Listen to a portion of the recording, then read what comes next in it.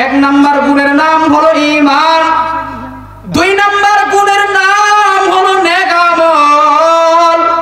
বান্দা যদি তুমি নেক আমল না নিয়ে কবরে যাইতে পারো তাহলে কিন্তু কবরে অবস্থা ভয়ানক হবে, কবরে অবস্থা ভয়ানক হবে। ও বান্দা, তাহলে এবার বুঝেন, দুইটা জিনিস যদি অর্জন করতে পারো ও বান্দা, রব্বুল আলামিন তোমাকে উত্তম জান্নাত, জান্নাতুল ফিরদাউসি নুজুলা তোমাকে দান করবে। বলেন না সুবহানাল্লাহ। এবার আপনাদের সামনে আমি যে নবী আলাইহিস সালাতু ওয়াস সালামের হাদিস তেলাওয়াত করেছি, তেলাওয়াতের উপরে, হাদিসের উপরে দুই একটি কথা বলে আমি শেষ করব। নবীজি বলেন, ক্বালা রাসূলুল্লাহ সাল্লাল্লাহু আলাইহি ওয়াসাল্লাম আস-সাওমু জুন্নাতুন মা লাম ইয়াখরিকুহা। নবীজি বলেন, সামনে রমজান মাস আসতেছে, একদল রোজা রাখবে না শয়তানের ধোঁকায়, আরেক দল রোজা রাখবে ঠিকই, রোজা ভেঙে ফেলবে। বলে আরেক দল রোজা রাখবে কিন্তু তার রোজা ফুটা হয়ে যাবে। আমাদের উত্তরবঙ্গে ফুটা বলে না, কানা বলে। কানা হয়ে যাবে, রোজা কানা হয়ে যাবে। বলে কেমন কানা হবে? বাজারে গিয়ে যদি আপনি বোতল কিনতে যান, বোতল যদি কানা হয়, বোতল কিন্তু আপনি কিনবেন না। ততরূপ আপনার রোজা যদি ছিদ্র হয়ে যায়, কানা হয়ে যায়, আপনার রোজা আল্লাহর কাছে কবুল হবে না। তাহলে এবার বুঝেন রোজা কিভাবে ফুটা হয়, কিভাবে রোজা খানা হয়। এই দুই একটি কথা বলে আপনাদের সামনে আমি শেষ করব। রোজা কিভাবে কানা হয়, ফুটা হয়। ও ভাই, ভালো করে মনোযোগ দিয়ে শুনেন। যদি নৌকা পানির মধ্যে চলতে থাকে, চলার সাথে সাথে নৌকা যদি কানা হয়ে যায়, নৌকা কিন্তু ডুবে যাবে, নৌকা শেষ পর্যন্ত পৌঁছাবে না। অতএব রমজানের রোজা দুইটা জিনিসের দ্বারা রোজা কানা হয়ে যায়, ফুটা হয়ে যায়। এক নম্বরে হলো জিহ্বা দিয়া মিথ্যা কথা বলা। রোজা নিয়া জিহ্বা দিয়া মিথ্যা কথা বলা যাবে না, রোজা রাখিয়া জিহ্বা দিয়া গীবত করা যাবে না। একদল মানুষ আছে রোজাও রাখে, চোখ দিয়া টিভিও দেখে, ঠিক না? কি বলেন? রোজা রাখে, টিভিও দেখে, আল্লাহু আকবার। আবার ওখানে গিয়া লেকচার মারে, আমি রোজা আছি, আমি রোজা আছি। অতএব ভাই, এবার বুঝে নেন, জিহ্বা দিয়া রোজা রাখা হয়। জিহ্বা দিয়া কি রাখা হয় বলেন? জিহ্বা দিয়া সেহরি খাই, জিহ্বার মাধ্যমে রোজা রাখি। আবার যখন ইফতারি করি আমরা, ইফতারি কি দিয়ে করি? বলে জিহ্বা দিয়া ইফতারি করি, ইফতারি শেষ করি, রোজাকে আমরা খুলি আমরা। এই জন্য ভাই, জিহ্বা দিয়া রোজা ভঙ্গ হয়ে যায় কিভাবে? বলে গীবতের মাধ্যমে, বলে মিথ্যা কথার মাধ্যমে। মাইয়াহদিল্লাহু ফালা মুদিল্লা লাহু ওয়া মান ইউদ্লিলহু ফালা হাদিয়া লাহু ওয়া নাশহাদু আল্লা ইলাহা ইল্লাল্লাহু ওয়াহদাহু লা শারীকা লাহু ওয়া নাশহাদু আন্না সাইয়্যিদানা ওয়া সানাদানা ওয়া হাবিবা রাব্বিনা ওয়া তাবিবানা ওয়া তাবিবা কুলুবিনা ওয়া মাওলানা মুহাম্মাদান আবদুহু ওয়া রাসূলুহু الذي أرسله الله تعالى بالحق بشيرا ونظيرا وداعيا إلى الله بإذنه وسراجا منيرا. أما بعد فأعوذ بالله من الشيطان الرجيم. بسم الله الرحمن الرحيم.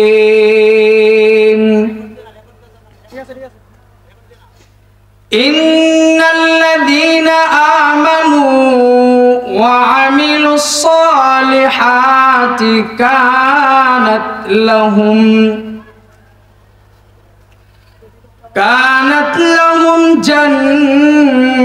جنات الفردوس نزلا خالدين فيها لا يبغون عنها حولا قل لو كان البحر مدادا لكلمات ربي لنفد البحر قبل أن تنفد كلمات ربي ولو جئنا بمثله مددا وقال رسول الله صلى الله عليه وسلم الصوم لي وأنا أجزي به الصوم جنة ما لم يخرقها وقال النبي صلى الله عليه وسلم اللهم صل على محمد وعلى آل محمد كما صليت على إبراهيم وعلى آل إبراهيم إنك حميد مجيد اللهم بارك على محمد وعلى آل محمد كما باركت على إبراهيم وعلى آل إبراهيم إنك حميد مجيد سبحانك لا علم لنا إلا ما علمتنا إنك أنت العليم الحكيم الحمد لمن قدر خيرا وخبالا الحمد لمن قدر خيرا وخبالا والشكر لمن صور حسنا وجمالا والشكر لمن صور حسنا وجمالا فرد صمد عن صفة الخلق بريء فرد صمد عن صفة الخلق بريء رب عزلي خلق الخلق كمالا رب عزلي خلق الخلق كمالا لا زد ولا ند ولا حد لمولى لا زد ولا ند ولا حد لمولى الآن كما كان ولم يلق زوالا الآن كما كان ولم يلق زوالا الحمد لله মুআজ্জাজ মুহতারাম সম্মানিত তাওহীদি প্রিয় জনতা রব্বুল আলামিনের দরবারে লাখ কোটি শুকরিয়া জানাই যে আল্লাহ রব্বুল আলামিন আমাদেরকে সুস্থতার নিয়ামত দান করে এক মুহতি মাহফিলে আসার জন্য সুযোগ করে দিয়েছেন এজন্য রব্বুল আলামিনের দরবারে শুকরিয়া আদায় করি সকলেই বলি আলহামদুলিল্লাহ আমি আপনাদের সামনে কোরআনে মাজিদ থেকে একটি আয়াত তেলাওয়াত করেছি কিছু কথা বলার জন্য নবী আলাইহিস সালাতু ওয়াস সালামের অসংখ্য হাদিস থেকে দুইটি হাদিস আপনাদের সম্মুখে তেলাওয়াত করেছি রব্বুল আলামিন যদি কিছু কথা বলার জন্য সুযোগ করে দেয় তো আমি ইনশাআল্লাহ আপনাদের সামনে সংক্ষিপ্তভাবে কিছু আলোচনা করব রব্বুল আলামিন বলেন ইন্নাল্লাযীনা আমানু ওয়া আমিলুস সলিহাতি কানাত লাহুম জান্নাতুল ফিরদাউসি নুজুলা। রব্বুল আলামিন বলেন, হে দুনিয়ার মানুষেরা, তোমরা ভালো করে মনোযোগ দিয়ে শোনো। দুইটা গুণ যদি তোমরা অর্জন করতে পারো, দুইটা গুণ যদি তোমরা অর্জন করতে পারো, রব্বুল আলামিন বলতেছে জান্নাতুল ফিরদাউসি নুজুলা। রব্বুল আলামিন বলতেছে দুইটা গুণ যদি তোমরা অর্জন করতে পারো, আমি রব্বুল আলামিন তোমাদেরকে আমি জান্নাতুল ফিরদাউস দান করব। বলেন সুবহানাল্লাহ। দুইটা গুণ যদি অর্জন করতে পারো বান্দা, তাহলে রব্বুল আলামিন আমাদেরকে জান্নাত দিবেন। বলে যে জান্নাতের মধ্যে আদম সফিউল্লাহ থাকবেন, বাবা আদম সফিউল্লাহ থাকবেন। বলে আর কে কে থাকবেন? বলে সেই জান্নাতের মধ্যে মূসা আলাইহিস সালাতু ওয়াস সালাম থাকবেন। বলে আর কে কে থাকবেন? বলে ঈসা রূহুল্লাহ থাকবেন। বলে যে জান্নাতের সেই জান্নাতের মধ্যে কে কে থাকবেন? জান্নাতুল ফিরদাউসের মধ্যে আর কে কে থাকবেন? বলেন সমস্ত আম্বিয়া কেরাম সেই জান্নাতের মধ্যে থাকবেন। বলে আর কে কে থাকবেন? বলে সাহাবায়ে কেরাম রিদওয়ানুল্লাহ তাআলা আলাইহিম আজমাইন। হযরতে আবু বকর সিদ্দিক রাদিয়াল্লাহু তাআলা আনহু থাকবেন। বলে আর কে কে থাকবেন? বলে ও হযরতে ওমর ফারুক সিদ্দিক রাদিয়াল্লাহু তাআলা আনহু থাকবেন। বলে আর কে কে থাকবেন? হযরতে আলী রাদিয়াল্লাহু তাআলা আনহু থাকবেন। বলে 10 জন সার্টিফিকেট দুনিয়াতে জান্নাতে সার্টিফিকেট পাওয়ার যে যে পেয়েছে রব্বুল আলামিন তাদেরকে সেই জান্নাত দিবে। বলে আমাদেরকেও সেই জান্নাত দিবে। ঘোষণা দেয় দুইটি জিনিস অর্জন করো। এক নাম্বার গুণের নাম হলো ঈমান। এক নাম্বার গুণের নাম কি বলেন? ঈমান। বলে ঈমান কি জিনিস? ঈমান তো ভাই দেখা যায় না, ঈমান তো ধরা যায় না, ঈমান তো ছোঁয়া যায় না। আমাদের এলাকার একজন মানুষের নাম ঈমান আলী। বলে এই ঈমান না, না এই ঈমান আলী না। বলে ঈমান কি জিনিস? বলে ঈমান দেখাও যায় না, ধরাও যায় না, ছোঁয়াও যায় না। বলে ঈমান একটা ভিতরের জিনিস, যে ঈমান ভিতরে থাকে। আরে ভাই আফসোস, ফজরে যখন মুয়াজ্জিন আযান দেয় আল্লাহু আকবার আল্লাহু আকবার আল্লাহু আকবার আল্লাহু আকবার, মুয়াজ্জিন ডাকে আল্লাহ তাআলা সবচেয়ে বড়, আল্লাহ তাআলা সবচেয়ে বড়। রব্বুল আলামিন যখন মুয়াজ্জিন আল্লাহ তাআলার পক্ষ থেকে ডাক দেয়, বান্দা আসো আসো কল্যাণের দিকে আসো, আসো কল্যাণের দিকে আসো। শয়তান তখন মানুষকে ধোঁকা দেয়, না না বান্দা ঘুমিয়ে থাকো, না না বিভিন্ন রোডে যাও, বিভিন্ন বাজারে আড্ডা দাও, বিভিন্ন দোকানে বাড়ে আড্ডা দাও। বলে নামাজে যাওয়া লাগবে না। রব্বুল আলামিন বলতেছে এটার নাম হলো ঈমান না। বলে যে ব্যক্তির ঈমান থাকবে আল্লাহু আকবার, তাকে সেই ঈমান তাকে নিয়া মসজিদে প্রবেশ করায় দিবেন। বলেন সুবহানাল্লাহ। এবার বুঝলেন তো ঈমান কি জিনিস? বলে ঈমান আনবে কেমন করে? ঈমান আনবে সাহাবায়ে কেরামের মতো। আল্লাহু আকবার। সাহাবী যুদ্ধের ময়দানে পথিমধ্যে রওনা,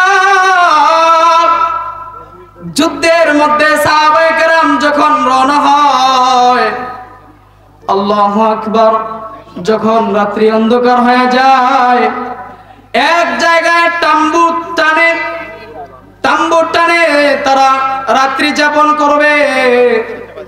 রাত্রি যাপন করার জন্য যখন তাম্বু টানাইলেন, সমস্ত সাহাবীরা একখানে বসলেন।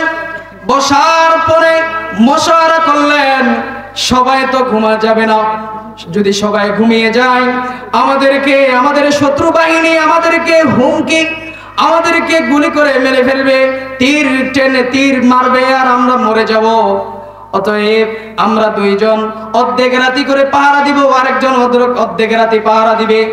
বলে দুইজন সাহাবী কত সুন্দর করে অর্ধেক রাতি করে পাহারা দিলেন।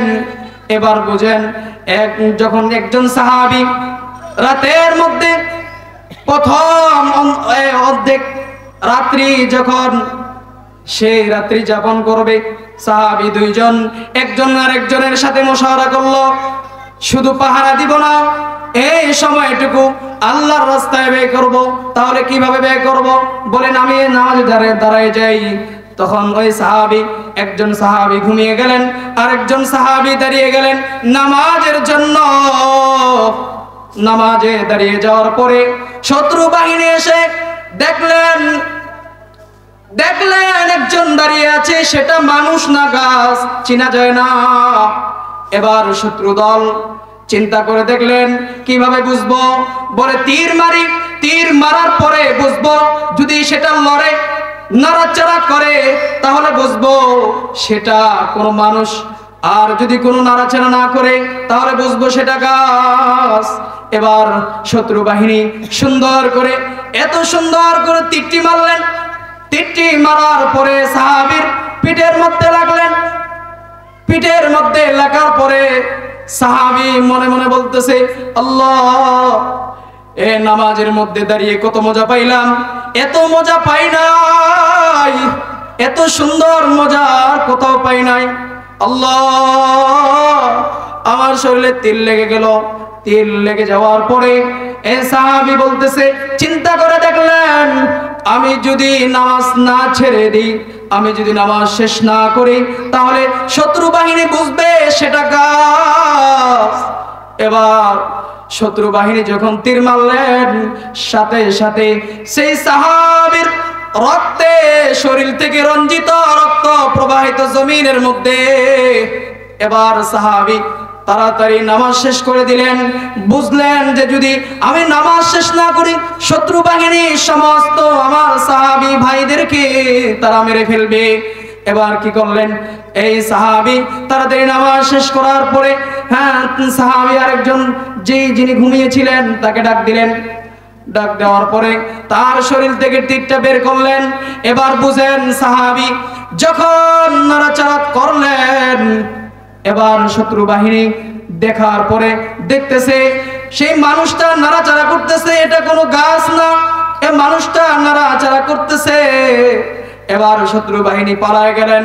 এবার সাহাবী একজন আরেকজন সাহাবীকে বলতেছে ভাই, মজা, নামাজের মধ্যে এত মজা পাইছিলাম, যদি আমার শরীরের মধ্যে 100 তীর মারতো তারপরও আমি নামাজ ছাড়তাম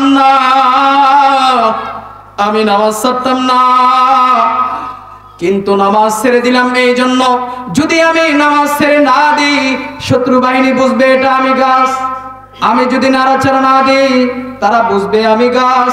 অতএব আমি তাড়াতাড়ি নামাজ শেষ করে দিলাম। এবার বুঝেন যে নামাজ কি জিনিস, এর নামই হলো ঈমান। 2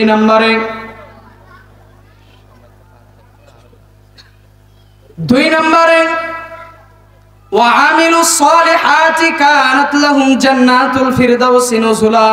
রব্বুল আলামিন বলতেছে 1 নাম্বার গুণের নাম হলো ঈমান, 2 নাম্বার গুণের নাম হলো নেক আমল। বান্দা, যদি তুমি নেক আমল না নিয়ে কবরে যাইতে পারো তাহলে কিন্তু কবরে অবস্থা ভয়ানক হবে, ও বান্দা। তাহলে এবার বুঝেন, 2টা জিনিস যদি অর্জন করতে পারো, ও বান্দা, রব্বুল আলামিন তোমাকে উত্তম জান্নাতুল ফিরদাউসি নুজুলা তোমাকে দান করবে। বলেন না সুবহানাল্লাহ। এবার আপনাদের সামনে আমি যে নবী আলাইহিস সালাতু ওয়াস সালামের হাদিস তেলাওয়াত করেছি। তেলাওয়াতের উপরে, হাদিসের উপরে দুই একটি কথা বলে আমি শেষ করব। নবীজি বলেন, ক্বালা রাসূলুল্লাহ সাল্লাল্লাহু আলাইহি ওয়াসাল্লাম, আস-সাওমু জুন্নাতুন মা লাম ইয়াখরিকুহা। নবীজি বলেন, সামনে রমজান মাস আসতেছে, একদল রোজা রাখবে না শয়তানের ধোঁকায়, আরেক দল রোজা রাখবে ঠিকই রোজা ভেঙে ফেলবে। বলে আরেক দল রোজা রাখবে কিন্তু তার রোজা ফুটা হয়ে যাবে। আমাদের উত্তরবঙ্গে ফুটা বলে না, কানা বলে।